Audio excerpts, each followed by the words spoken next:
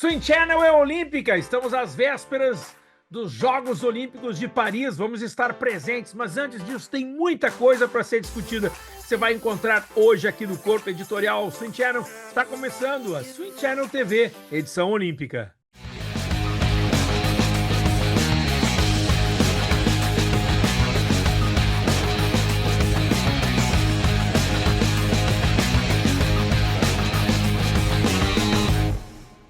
Patrick Winkler, nadador sincero, e eu estaremos juntos com você discutindo tudo que vem por aí, natação e águas abertas, cobertura a partir do dia 27 de julho. Olha, hein? Já no dia 25 de julho, ou seja, na próxima quinta-feira, exatamente uma semana de hoje, nós já estaremos falando diretamente de Paris. O Grupo Swing Channel vai ter 2 profissionais com vocês, trazendo todas as informações, imagens e todos os detalhes dos Jogos Olímpicos de Paris, naquela que é a maior cobertura das redes sociais, da esfera digital, da natação e das águas abertas, não só no Brasil, mas em toda a América Latina, através de todas as nossas plataformas. Mas eu não poderia ter uma pessoa para descrever melhor do que isso, que Patrick Winkler, nosso CEO. Por favor, descreve para nós, Patrick, quais são as novidades e qual é a programação que a gente está preparando para os Jogos Olímpicos a partir da próxima semana, Patrick. Essa é a 4ª vez que a Swing Channel cobre os Jogos Olímpicos, já tem muita tradição. Em Londres, 2012, a gente teve o Daniel Takata presencialmente em Londres, e a equipe aqui no Brasil, que era composta por Patrick Winkler, Guilherme Freitas e Maíra Siqueira, ficavam aqui no escritório. No Rio 2016, a gente foi com 10 pessoas em loco para o evento que foi aqui dentro do Brasil. Em Tóquio 2020, realizado em 2021, Coach Kusieldi, diretamente do Japão, e a equipe inteira em São Paulo, capital. E agora não vai ser diferente, mais um ano muito especial, Coach Kusieldi diretamente de Paris, e uma equipe cada vez maior aqui dentro de São Paulo, só que dessa vez espalhados em algumas unidades. A Swing Channel vai fazer uma cobertura diária dos Jogos Olímpicos, coisas que funcionam muito bem no estilo de Swing Channel. Ela faz uma cobertura prova a prova, resultado a resultado. Não importa se o campeão é estrangeiro ou como vão os brasileiros em cada etapa, em cada fase eliminatória. Velocidade aqui também conta. A cada eliminatória, a cada final, vai ter um resumo dos principais itens do que aconteceu. Jornalistas da Swing Channel fazem isso há mais de uma década de uma maneira fulminante. Uma atenção especial aos atletas que têm relacionamento com patrocinadores que fazem parte do grupo e são muito importantes para eles e para a gente. E também a grande novidade, que é o Diário de Paris. Tudo que acontece na natação de piscina, natação em águas abertas, waterpolo, saltos ornamentais e nado artístico, a Swing Channel faz a cobertura diretamente de Paris, com 45 minutos a 1 hora de duração, às 5h30 da tarde. Sensacional, bem legal, Patrick, bom demais. Olha, você está aqui conosco, essa é a Swing Channel TV, na sua edição olímpica, e olha, hoje vai ser um programa diferente, tem muitos itens aqui e eu vou jogar aqui um monte de pinga-fogo para essa dupla. Nadador sincero, eu vou logo começar contigo rasgando.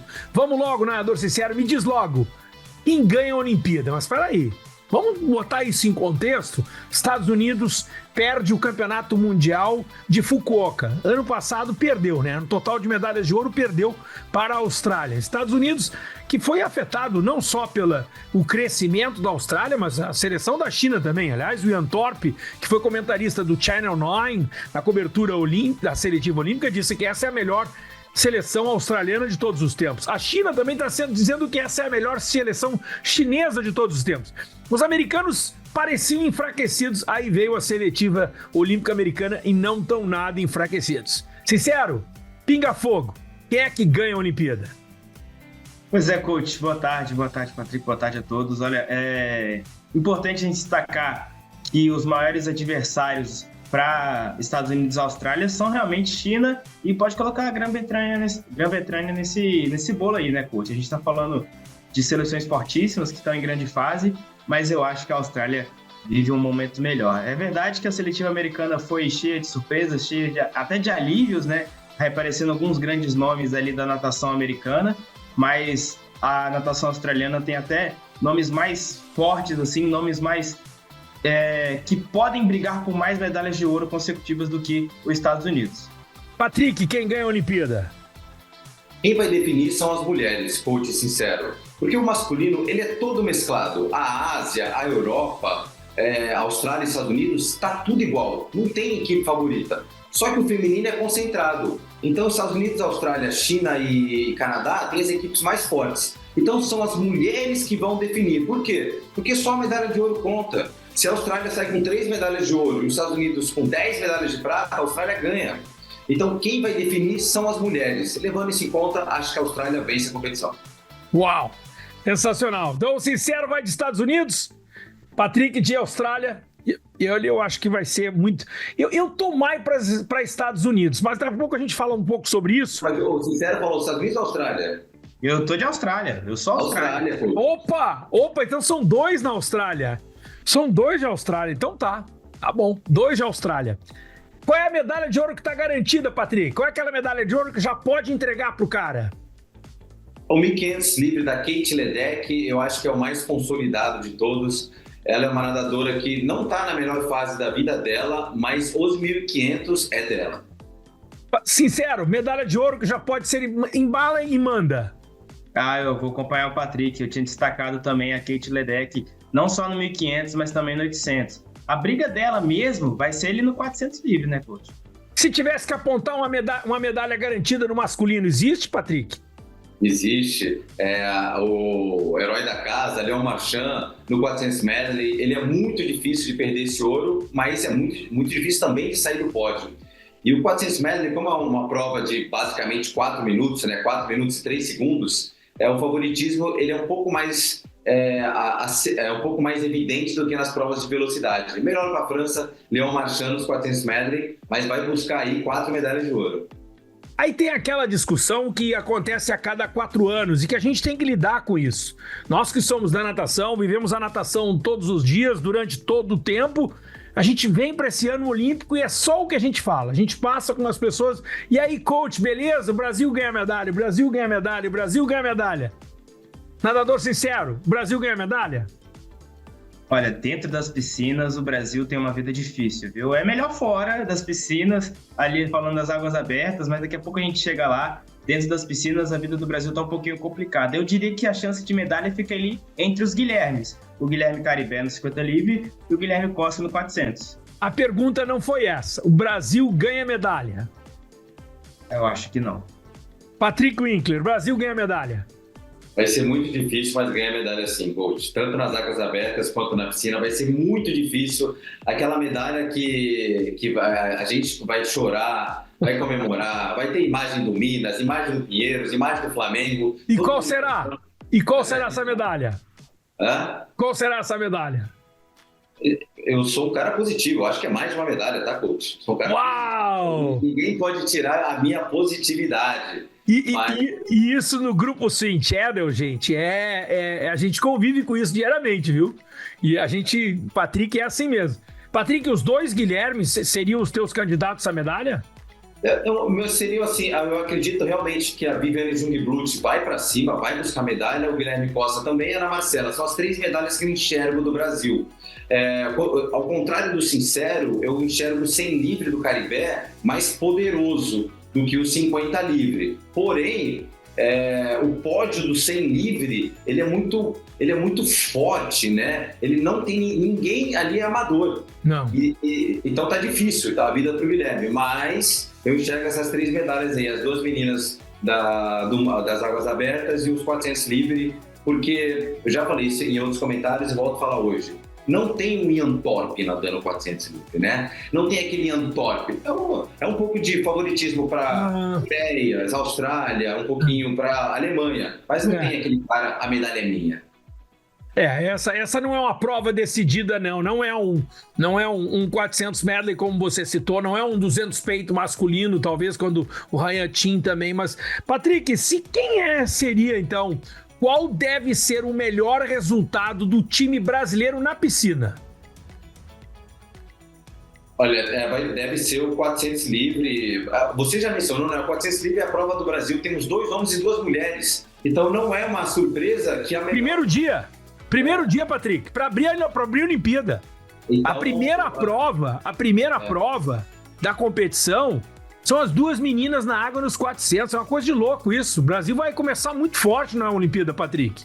Então, como temos 2 homens e 2 mulheres, 400 livre deve ser a prova de Paris 2024. Sincero? Eu destaco também o 400 livre, mas além disso, eu acho que, com medalhas ou não, o significado que o 4x200 livre feminino vai deixar é sensacional. Independente, a gente está falando aqui, dias antes da Olimpíada, já vai ser um resultado, já vai ser um revezamento importante aí para o Brasil. Bom, essa também pode ser uma Olimpíada histórica. Pela segunda vez, o Brasil pode ter mais finais do que no feminino do que no masculino. Isso já aconteceu e foi em Atenas 2004. E a evolução das mulheres ela é incontestável. Para quem acompanha a história da natação olímpica do Brasil, o Brasil demorou 3 Olimpíadas para colocar as mulheres no time. Depois, por muitas Olimpíadas, deixou de colocar mulher no time. A gente já teve Olimpíada que só levou a Fabiola Molina. A gente já teve Olimpíada que mal as meninas passaram ali das eliminatórias. Patrick, será que o Brasil, essa será a Olimpíada das Mulheres do Brasil? Dá para dividir os dois juntos, né? Eu acho que um não deixa o outro para trás. Mas o feminino vai fazer a melhor campanha da história, talvez não a melhor posição do Brasil é um 5º lugar, ok. Mas se você sai de uma competição com 5 finais, teoricamente é melhor do que às vezes um 5º lugar isolado. Concordo. Mas eu acho que vai ser uma Olimpíada dos dois, né? Eles estão muito unidos e realmente as mulheres, a cabeça das mulheres de hoje é uma cabeça um pouquinho diferenciada, evoluída das nossas heroínas das décadas de 90. Sincero, antes de passar... desculpa, Sincero, só para dizer, é que talvez, que a pergunta é Paris será a Olimpíada das Mulheres, mas... Talvez não é só a Olimpíada, talvez tenha sido o ciclo todo das mulheres, Sincero. Pois é, coach, exatamente. Linkando um pouquinho com o que o Patrick falou, a gente tem até... Por exemplo, se a gente sair com 5 finais do feminino, impressionante, muito legal, mas ainda tem atletas dentro desse grupo com capacidade de repetir esse 5º lugar ou até subir um pouquinho, chegar em 4º, quem sabe ali um pódio, talvez. É uma Olimpíada, assim, que sem dúvida as mulheres vivem um momento impressionante, um ciclo olímpico impressionante, como você destacou. Você está acompanhando conosco, essa é a Swim Channel TV Olímpica. A gente tem aqui a dupla Patrick Winkler e Nadador Sincero analisando as Olimpíadas, faltando em um pouco mais, uma semana, exatamente, um pouquinho mais de uma semana. Começa dia 26, começa a Olimpíada, 27 começam as provas da natação. Patrick, se a gente for dizer o seguinte, quem será a surpresa da Olimpíada? E aí eu não falo só do time brasileiro, eu falo de toda a Olimpíada. Qual seria o nadador que não está entre os favoritos e vai chegar lá, pode ser um revezamento também, pode chegar lá e fazer um estrago grande nesse evento? Quem é a surpresa da Olimpíada Paris 2024, Patrick? Tem 2 maneiras de analisar a surpresa, coach. Uma para a bolha, a outra para fora da bolha. Para fora da bolha, não tem a menor dúvida que vai ser Coreia do Sul. Coreia do Sul vai pingar ali, pingar lá, pingar tudo, e todo mundo falando, meu Deus, da onde veio essa Coreia? Quem acompanha a natação sabe que a Coreia está aí já há um tempo e deve pingar 2, 3, às vezes até 4 medalhas para a Coreia. E falando para quem está dentro da bolha do Grupo Swim Channel, eu acho que a Ásia, propriamente dito, vai ter muitos segredos revelados nessa competição. O Japão está meio adormecido, a China não, a Coreia está numa outra fase, então a Hong Kong tem nadadoras também, então acho que as surpresas estarão dentro da Ásia. Nadador Sincero, a surpresa da Olimpíada de Paris. Bacana o Patrick destacar a Ásia no geral, até porque sempre sobra um medalhista ali no 200 medley, no 400 medley, ou do Japão ou da China, que faz uma marca impressionante. Eu concordo com ele, mas eu também destacaria um velocista que tem uma saída ruim, um submerso ruim e uma chegada pior ainda, um ucraniano de 22 anos, 1,96 m, Vladislav Bukov, que foi medalha no último Mundial. E está classificado com o 3º tempo do balizamento, o Bukov, e olha, realmente, esses fundamentos do Bukov são de doer na alma, viu? Mas é o seguinte, pela descrição que o Patrick dá e pela descrição do Sincero, nós não vamos ter nenhum nadador feito o Ahmed Rafanoui, que estava na raia... Sei lá qual era a raia dele, ele estava, acho que era a 17ª posição, ele classifica com o 8º tempo e ele chega e ele faz e ele é campeão olímpico. Isso não vai acontecer então, Patrick? Eu espero que sempre aconteça. A natação são 32, 33 medalhas e ninguém consegue prever o que vai acontecer. Quem acompanha a natação tem um outro hammerhead da Tunísia que está dando as mesmas provas e está classificado para a Olimpíada. Quem sabe o Raio não cai 2 vezes no mesmo lugar e tem um outro hammerhead de medalha de ouro no 400 livre. É história para contar. E agora eu tinha que mergulhar um pouquinho mais. Qual é a prova da Olimpíada mais esperada? Tem a prova, tem provas muito interessantes, o 100 livre masculino, o 400 livre feminino, o duelo do 100 peito. Pra ti, sincero, qual é a prova da Olimpíada de Paris? Eu pensei em 2 provas, uma pro masculino e uma pro feminino, que com certeza a galera vai parar tudo para assistir. No feminino, claramente 400 livre, né? Uma briga muito interessante, Summer McIntosh, Kate Ledeck e Ariane Titmus, é uma briga que já vem se arrastando aí ao longo dos anos. E no masculino, sem peito, né, o Kim contra o Adam Peaty, eu acho que essa sim é a prova da competição que todo mundo vai parar as transmissões para acompanhar. Patrick, qual é a melhor prova de Paris? Eu acho que a gente volta com o classicismo de 50 e 100 livre masculino, porque no 50 livre masculino a França vem com tudo. Florent Manadou querendo ser o melhor da história do 50 livre. Você tem Maxime Grosset, você tem os medalhões. A Austrália nunca ganhou medalha no 50 livre e eles estão loucos por essa medalha. Fora Ben Proud, Caleb Dressel. Então, é uma prova onde os atletas são muito famosos fora d'água. O melhor Instagram, que eu acompanho todo dia, do mundo é o Florent Manadou. Muito bom, ele se vende muito bem, ele é muito bom, vive uma fase muito boa. Então, o 50 livre masculino, ele com certeza vai ser uma das melhores provas, porque a França vai brigar. E o 100 livre, a gente viu recorde mundial atrás de recorde mundial. Então, a gente vai ver pessoas que bateram o recorde mundial contra os 2 últimos campeões olímpicos, que é americano e australiano, Caleb Dressel, que não vai nadar o 100 livre, vai ser representado por outros 2, Jack Alexis e o Juliano, e o Kyle Chalmers. Mas o 100 livre também vai ter uma audiência lá em cima. Eu acredito que a gente volta pro classicismo das provas de velocidade. Não é o que eu gosto, mas é o que eu acho que vai explodir na mídia. E até por informação do Florent Manadou, você que é fã do Manadou, o Manadou chegou a se aposentar depois do Rio 2016 para a Olimpíada de Tóquio. Ele fez uma preparação meio meia boca, né? Mas agora para essa Olimpíada ele treinou e se preparou com o James Gibson, o britânico que foi técnico dele quando ele foi campeão olímpico, que inclusive é o técnico do Ben Proud e a dupla. Vocês, essa semana, a Swim Channel e a BS Swim publicaram o quadro virtual de medalhas.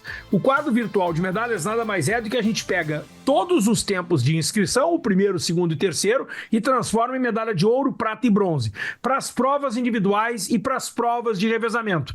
Deu China no masculino, Estados Unidos no feminino e deu Estados Unidos no geral. Patrick, você acredita no quadro virtual de medalhas? Não dá para acreditar. O quadro virtual de medalhas, ele não é um xerox do que está acontecendo. E os países não necessariamente escreveram os atletas com os melhores tempos. Então tem prova da China que escreveu os chineses não com o melhor tempo da temporada, mas com o último tempo que ele fez. Então, o quadro virtual tem vários defeitos. É o tempo que o país quer que ele seja escrito. Vou dar um exemplo. O Marcelo Quereghini, ele está escrito, o Guilherme Caribé poderia estar escrito com 47,9, com 48,0, com 48,1. A CBDA colocou o melhor tempo dele, e inclusive foi feita na seletiva. Mas nem todos os países colocaram o melhor tempo dele, e sim o tempo mais recente. Você acredita no quadro virtual de medalhas, sincero? Nem um pouco, coach, nem um pouquinho. A gente está falando aí um quadro que estava prevendo os Estados Unidos com 7 ouros, a Austrália com 5 e a China com 1. Eu prevejo a China pelo menos com uns 3, 4 ouros no mínimo, e isso aí já brigaria, já mexeria no quadro de medalhas tanto dos Estados Unidos quanto da Austrália. Sincero, os russos vão fazer falta? Fazem falta, coach, fazem falta, principalmente a gente está falando aí do Kliment Kolesnikov, do Relov, da Shuknova, a gente está falando de atletas aí que fazem falta aí nos resultados olímpicos, fazem falta aí na hora de um recorde mundial, uma disputa de medalha. Patrick, os russos vão fazer falta? quem não acompanha a natação não tem noção da ideia de como vão fazer falta.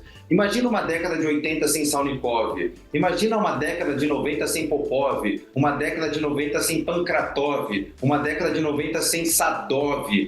Então, assim, a gente não ter os nadadores russos é uma perda que não dá para mensurar. É imensurável o que está acontecendo de não ter a Rússia. Eu não consigo dar um peso para isso. Se existisse peso 10, eu daria 10.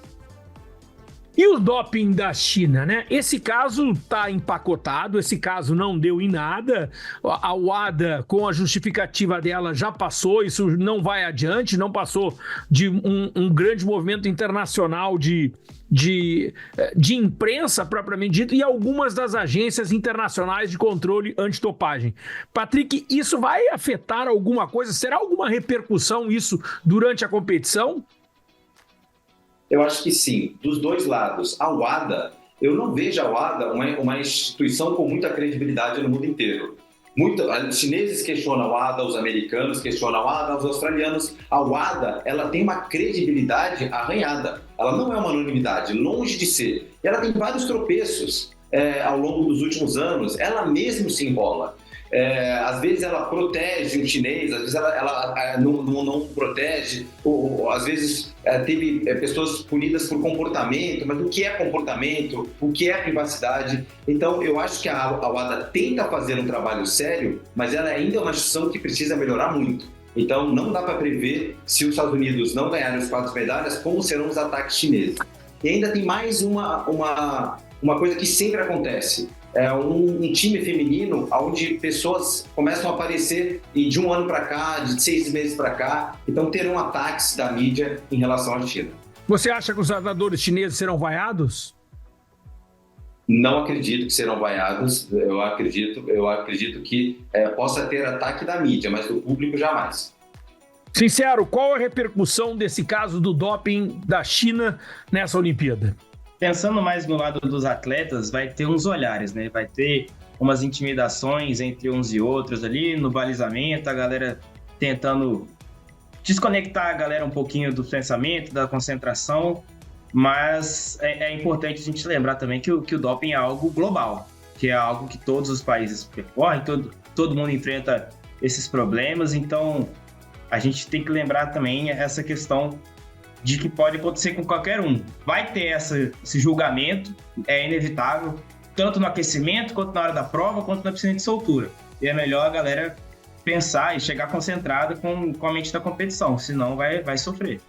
Eu tenho 2 informações muito importantes referente ao caso do doping dos nadadores chineses. A primeira delas é de que foi concluído um relatório da World Aquatics, feito por um relatório independente, onde foram apontadas algumas pessoas para fazer análise da decisão do comportamento da World Aquatics referente ao caso. E uma dessas pessoas dentro dessa comissão independente foi o brasileiro Fernando Pocente. Esse relatório emitiu 10 recomendações ao World Aquatics e o relatório dá ao World Aquatics a garantia, né, o certificado de concordamos com a sua decisão no caso dos nadadores chineses.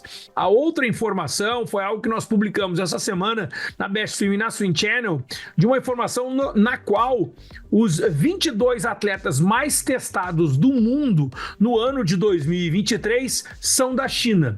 O Ryan Qin é o nadador mais testado do mundo na temporada, 46 testes. Patrick, ele foi testado 24 vezes fora de competição e 22 vezes em competição. O Adam Peary foi testado 9 vezes no mesmo período. Quem determina esse número de testes? Isso está certo? O que você acha? Porque é um número que chama muito atenção. 46-9 para aqueles que são os 2 melhores nadadores do mundo da mesma prova, o sem peito? Eu volto a falar, eu não enxergo com muita clareza como é que a WADA controla isso. Eu sei que a quantidade de testes na natação é muito maior do que o surf, às vezes é muito maior do que outros esportes. É lógico que natação, atletismo e ginástica olímpica, eles fazem parte do classificado A na Olimpíada, são os que mais têm destaque. mas eu não vejo essa distribuição de testes bem distribuída entre todas as modalidades. Eu não acho que é legal e os nadadores acabam sendo mais testados do que algumas outras modalidades. Não gosto muito disso, não. Deveria ser um teste um pouco mais dividido. E sobre Adam Peaty ou Ryan Quinn, onde uma pessoa é 40 vezes testada e a outra menos de 10, qual o critério? O critério não é claro, né? Não é muito claro. Porque ele é muito bom, mas ele é melhor que o Adam Peaty ou não é? Quem define quem é melhor que o Adam Peaty? Então é tudo subjetivo. Você está na Swim Channel TV Olímpica, agora é hora da gente pular nas águas abertas. Aliás, é hora de pular no Rio Sena, já que a ministra do esporte pulou, a prefeita Anne Hidalgo cumpriu a promessa.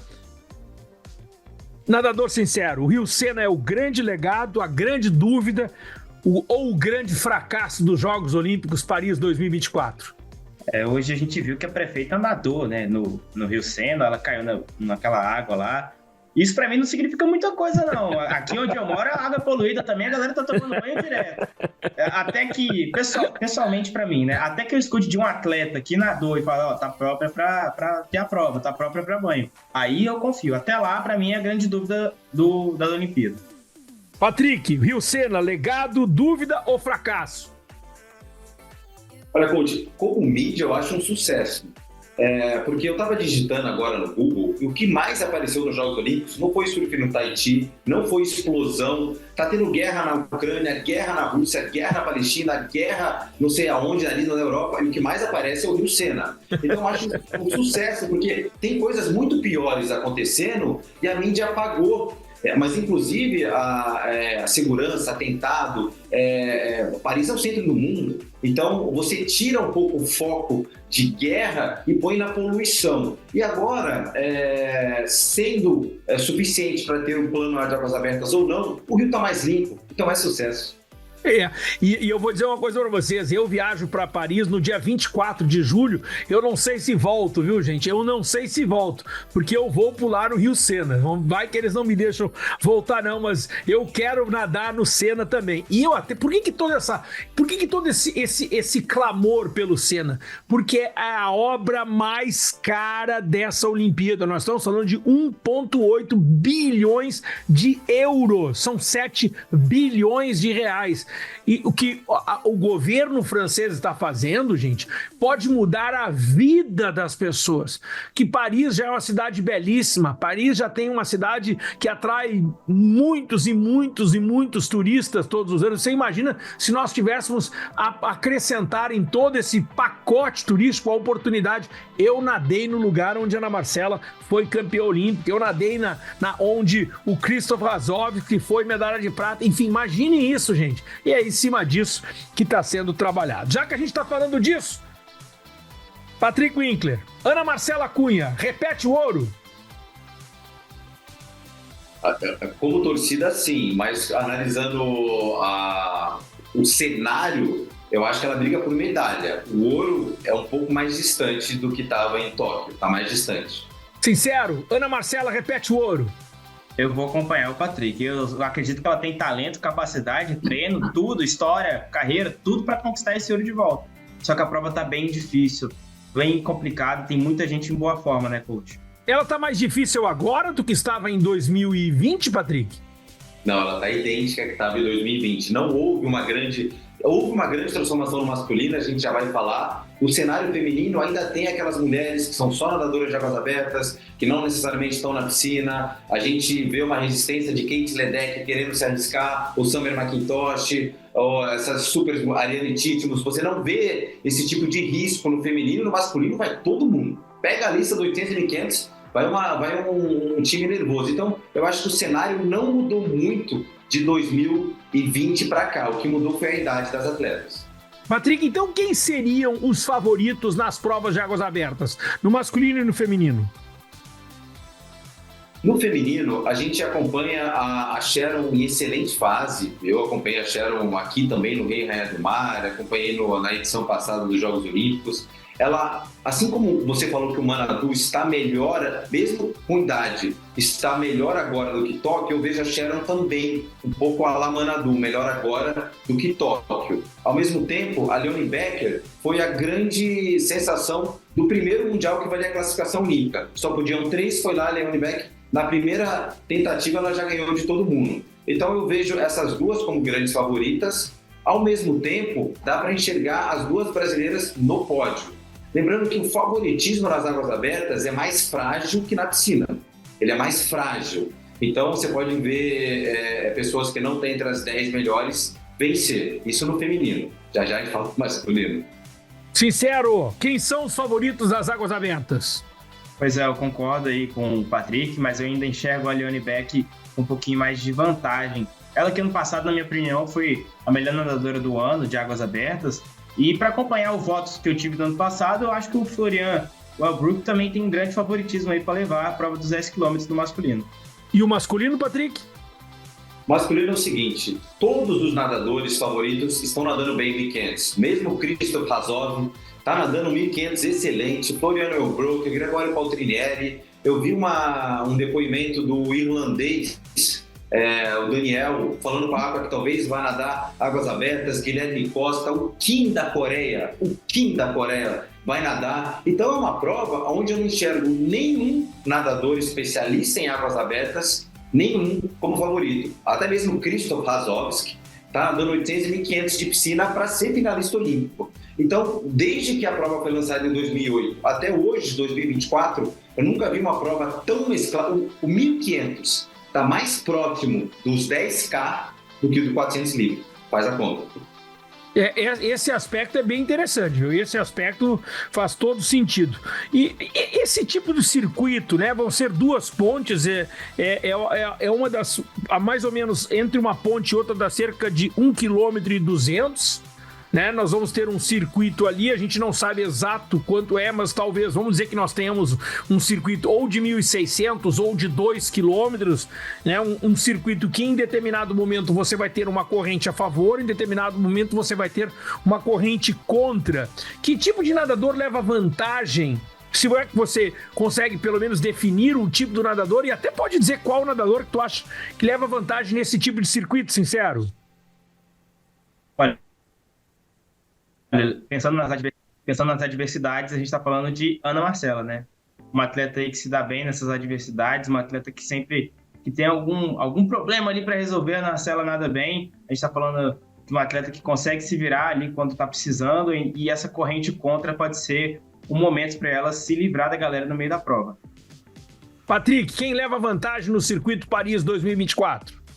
No circuito são os nadadores de piscina, porque existe a retomada. O que é a retomada? Quando você faz a curva de uma boia, você basicamente chega a 0 km por hora e depois você precisa acelerar tudo de novo. Quando é uma travessia, você tem que nadar de uma ponta do Sena até o final da França, o nadador raiz de águas abertas vai navegar melhor. Mas quando você espreme o circuito e você está falando de retomada, o nadador mais rápido consegue retomar. Então o Florian Wellbrook, que tem um 800 livre maravilhoso, e o Gregório Paltrinieri também levam vantagens, porque chama-se retomada após a curva. Viviane Jungblut, Patrick, pode surpreender? Eu não usaria a palavra surpreender. A Viviane Jungblut, ela entra como um candidato à medalha, e ela está preparada para fazer a melhor prova da vida dela. Eu acho que ela tem enormes chances de subir no pódio e a gente vai fazer história tendo 3 mulheres subindo em águas abertas, né, em 3 Olimpíadas. Eu não coloco ela como surpresa, quem viu a fase final aí dos treinamentos dela, ela foi muito corajosa. Ela abriu mão dos 800, abriu mão do 1.500 para só focar nas águas abertas. O tamanho de coragem disso eu nem sei mensurar, mas ela foi muito corajosa, é a pessoa mais focada do time, Viviane Jungblut. Nadador sincero, Viviane Jungblut, pode surpreender? Antes da última etapa de Copa do Mundo, eu achava que ela ficaria no top 5 ali com tranquilidade. Agora, depois daquela prova belíssima que ela fez com a Ana Marcela, aquela dobradinha espetacular, eu também enxergo ela brigando pelo pódio. Pode surpreender demais, a galera pode ficar esperando aí uma excelente prova da Vivi. E é legal que você se lembre que nós tivemos uma prova e somente uma prova de águas abertas em Paris. Foi uma Copa do Mundo no ano de 2022, e foi uma das melhores provas da carreira de Viviane Engblut. O ano passado até nós teríamos o teste evento, prova que acabou sendo cancelada, né, por conta da balneabilidade do Rio Sena, mas Paris ela já usou, né, porque a Ana Marcela ela é muito mais adaptável, né? A Ana Marcela parece que nada em qualquer tipo de água. A Viviane é um pouquinho mais seletiva, né, em algumas situações, e essa parece ser uma situação positiva para ela. Patrick, será que chegou a hora da gente ver o verdadeiro Guilherme Costa nas águas abertas? O que você pode dizer do cachorrão nadando os 10 quilômetros? Vai ser, na realidade, uma diversão, porque a missão dele está no 400 livre. E como o cronograma põe natação em primeiro, águas abertas em segundo, é diversão. Aquele não é todo o potencial que ele vai poder entregar. Ele está treinando para 400, depois 200, depois 800, depois 10K. Então eu enxergo isso como uma diversão. Pode sair uma surpresa de uma diversão? Tomara que sim. Nadador sincero, Guilherme Costa, será que agora vai nos 10K? Depois de um ciclo todo pensado nesse 400 livre, talvez fique um pouco complexo para ele nadar os 10 km. Como a gente tinha dito anteriormente, 10 km está muito mais próximo do 1.500, né? O 1.500 está muito mais próximo dos 10 km do que está do 400, e acredito também que vai ser uma diversão para ele. Agora, nadar sem pressão, nadar sabendo que não é a melhor prova dele, não pode ser o máximo que ele vai entregar em 10 km, ele pode surpreender mesmo, pode fazer uma prova um pouco diferente. Galera, eu tenho uma última pergunta, né, referente às águas abertas para fechar esse Swim Channel TV Olímpica. Mas eu quero contextualizar um pouco o motivo dessa pergunta, né? Porque nós tivemos um corte muito grande de atletas, né? Nós estamos falando na ordem de quase 10% no total de atletas dos Jogos Olímpicos de Tóquio para os Jogos Olímpicos de Paris. Nós aumentamos o número de modalidades, diminuímos o número de atletas participantes. É uma tendência que está existindo. Aliás, 854 nadadores na piscina é o menor número de nadadores disputando natação desde os Jogos Olímpicos de 1996 em Atlanta. E nas águas abertas, é a primeira vez que nós vamos ter 22 atletas, teríamos, né? 22 no masculino, 22 no feminino, e 12% foi o corte, o total era 25, eram 25 atletas, caiu para 22. As águas abertas foi a modalidade mais cortada entre todas as modalidades de disputa dos Jogos Olímpicos, aquela que sofreu o maior número de cortes em percentual foi as águas abertas. A World Aquatics identificou que isso aconteceu e o que ela fez? Ela oportunizou que os atletas que tivessem os 800 metros nado livre e os 1.500 metros nado livre como índice e não tivessem 2 atletas na água, ou seja, se você tem nenhum, como o Brasil não tinha no masculino, o Guilherme Costa que nada 800, ele vai poder nadar os 10 quilômetros. Ou a Turquia, por exemplo, que não tinha nenhum nadador nas águas abertas e colocou 2 saindo da piscina. Nós agora vamos ter cerca de 35, 37 nadadores na água, ou seja, passamos do número, né? Vamos ter um número grande, mas a minha pergunta é, esse movimento foi válido? Isso foi bom para as águas abertas? Isso foi bom para a Olimpíada? Eu começo com você, Patrick. No primeiro momento, foi uma miopia do Comitê Olímpico Internacional e da FINA reduzir águas abertas, porque podem até falar que os Jogos Olímpicos não conseguem furar a bolha, mas é incontestável que a maratona aquática mundial é um sucesso, um fenômeno. Você vai para a Europa inteira, só se fala em águas abertas, você vai para a Austrália, você vai para a América do Sul, você vai para a África. Então, assim, as pessoas que estão no comando dos Jogos Olímpicos estão preparadas para isso? Porque a natação de águas abertas começou em 2008. É um sucesso. É um sucesso mundial. Eu todo ano vou para a Europa cobrir as provas europeias, acompanho os australianos, os africanos, as americanas. Então, assim, a pessoa volta a perguntar, será que está preparada? Já que aconteceu, a medida que a FINA tomou, que é de colocar 800 e 1.500, foi positiva. Ela foi positiva, foi uma maneira de corrigir uma coisa que deveria jamais ter sido cancelada, a quantidade de atletas, e essa medida ela foi positiva para dar ainda mais uma visibilidade, porque essa modalidade merece muito. Quem faz a conta que fala, os Jogos Olímpicos não é a mesma coisa do passado, a gente não consegue furar a bolha, faz modalidade por modalidade e depois tira as conclusões. Maratona aquática é um sucesso mundial. Nadador sincero, foi uma boa dessa oportunidade para os nadadores de 800 e 1.500 para disputar as águas abertas? Foi excelente, coach. Foi legal demais. Eu concordo com tudo que o Patrick falou, até porque é muito mais popular. Natação em águas abertas é muito mais globalizado. Poxa, você vê aí um monte de evento em águas abertas, tem aquele senhorzinho, tem a senhorinha, tem a criança, tá todo mundo nadando em águas abertas hoje em dia. E aí, quando chega nas Olimpíadas, todo mundo quer acompanhar a maratona aquática. Isso é verdade, não adianta a gente fugir disso. Então, oportunizar esses atletas, principalmente para aqueles países que não tinham representantes, para nadar as águas abertas, para nadar a prova de 10 km, é fundamental para que alguém tenha para quem torcer ali na hora de acompanhar as Olimpíadas. Para a audiência vai ser sensacional. Para os atletas que talvez não tinham condições ali de entrar numa final, melhor ainda, que são duas provas, são dois esportes diferentes, duas modalidades diferentes para disputar na Olimpíada. Mas há de se convir, por exemplo, que um nadador como o Mikhailo Romanchuk levou uma vantagem gigantesca, né? Porque ele não precisou passar por seletiva alguma e ele tá lá, Patrick.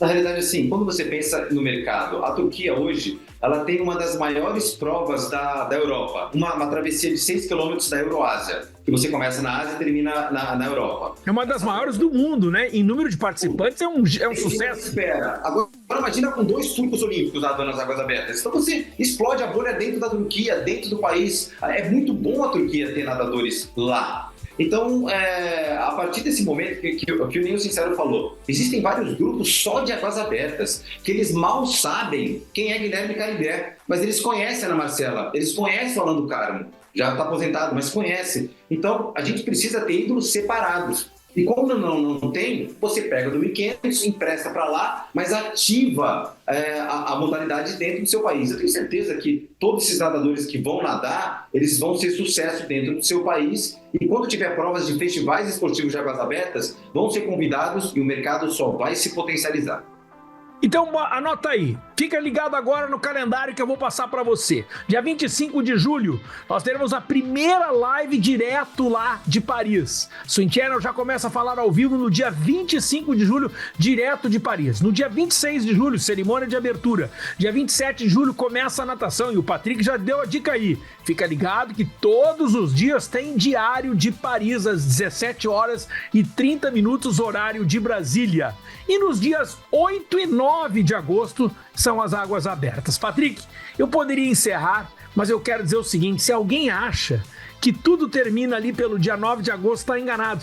Porque 4 dias depois o Swim Channel vai estar lá em Jurerê Internacional. Vem aí o troféu José Finkel.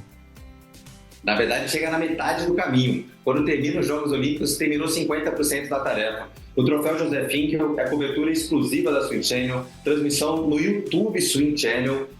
A Swim Channel é o canal oficial de todos os eventos da CBDA. O troféu José Finkel está sendo preparado com muito carinho pela equipe da Swim Channel. Basicamente, na semana seguinte, os Jogos Olímpicos termina no domingo. Na terça-feira de manhã, você já tem eliminatória. E a Swim Channel vai estar lá presencialmente, vai estar com a equipe inteira num clube que promete nascer para ficar, Swim Floripa, tanto no profissional quanto no Master. Então a vibe é muito boa, tanto do local da prova, e a equipe da Swim Channel está com um pé em Paris e o outro em Floripa. Bom demais, Patrick Winkler, nadador sincero, obrigado a você que esteve conosco. Essa foi a Swim Channel TV Olímpica. E olha, você tem que ficar aqui, tá começando a Olimpíada, você tem que acompanhar conosco, sabe por quê? Porque Swim Channel TV, conectando você à natação.